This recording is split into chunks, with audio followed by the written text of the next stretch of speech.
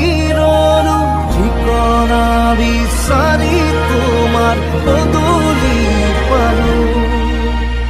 দেখিলা গোলাপত আহিতে লিখিলো কপালত নিলিখা